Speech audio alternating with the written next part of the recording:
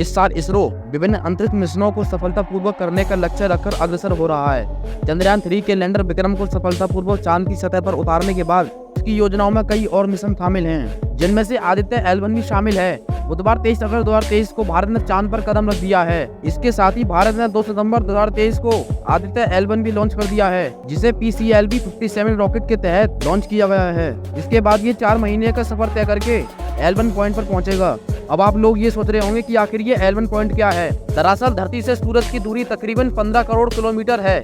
इस दूरी के बीच 5 लैग्रांज पॉइंट्स हैं, जिन्हें L1, L2, L3, L4 और L5 पॉइंट के नाम से जाना जाता है। इनका नाम 18वीं सदी के इतालवी खगोल शास्त्री और गणितज्ञ जोसेफ लुई लैंग्रेज के नाम पर रखा गया है। L1, L2, L3 स्थिर नहीं है, इनकी स्थिति बदलती रहती है, जबकि L4 और L4 पॉइंट स्थिर हैं और अपनी स्थिति नहीं बदलते हैं। L1 इसका पहला पॉइंट है, जो धरती से 15 लाख किलोमीटर दूर है।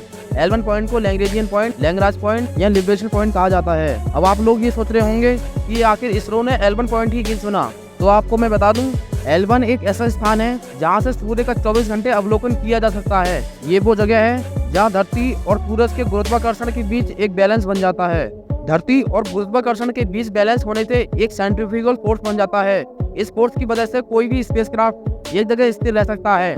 इसके अलावा इस स्थान को दिन और रात की साइकिल प्रभावित नहीं करती है। यहाँ से सूरज 7 दिन और 24 घंटे दिखाई पड़ता है। वही ये पॉइंट पृथ्वी के नजदीक है और यहाँ से संचार में काफी आसानी होती है। इस कारण ये स्थान स्टडी के लिहाज से काफी अच्छा माना जाता है, इसीलिए इसरो ने इस पॉइंट का चुनाव किया। L1 का मतलब लैग्रांज बिंदु 1 है। कोई लैग्रांज बिंदु अंतरिक्ष में वो स्थान है जहाँ 2 बड़े पिंडों का गुरुत्वाकर्षण आपस में बैलेंस हो जाता है। एक प्रकार से लैग्रांज बिंदु किसी अंतरिक्ष यान के लिए पार्किंग स्थल का काम करते हैं। यहाँ किसी यान को वर्षों तक रखकर तमाम परीक्षण किए जा सकते हैं और कोई जानकारी जुटाई जा सकती है। क्योंकि सूर्य का दूसरा नाम आदित्य है, इसका लक्ष्य L1 तक पहुँचना है, इसलिए इस मिशन को आदित्य L1 नाम दिया गया है। आदित्य L1 सूर्य का अध्ययन करने वाली पहली स्पेस बेस्ड इंडियन लेबोरेटरी होगी, जिसका उद्देश्य L1 के चारों ओर की कक्षा से सूर्य का अध्ययन करना है। आदित्य L1 लगभग 127 दिन के बाद अपने पॉइंट L1 पर पहुंचेगा, जिसका उद्देश्य सूर्य के आसपास के वायुमंडल का अध्ययन करना, क्रोमोस्फेरिक और कोरोनल हीटिंग की स्टडी करना, फ्लेयर्स पर रिसर्च करना और कोरोना की भौतिकी और इसका तापमान को मापना, कोरोनल और कोरोनल लूप का प्लाज्मा का निदान करना, इसमें तापमान, वेग और घनत्व की जानकारी निकालना, सूर्य के आसपास हवा की उत्पत्ति, संरचना और गतिशीलता को जांचना है। आदित्य L1 पर कुल ऑन बोर्ड 7 पोलॉइड हैं। इनमें से 4 रिमोट सेंसिंग पोलॉइड्स हैं और 3 C2 पोलॉइड्स हैं। आदित्य L1 सूर्य की सतह में लगभग 5.2 ईयर्स तक रहेगा।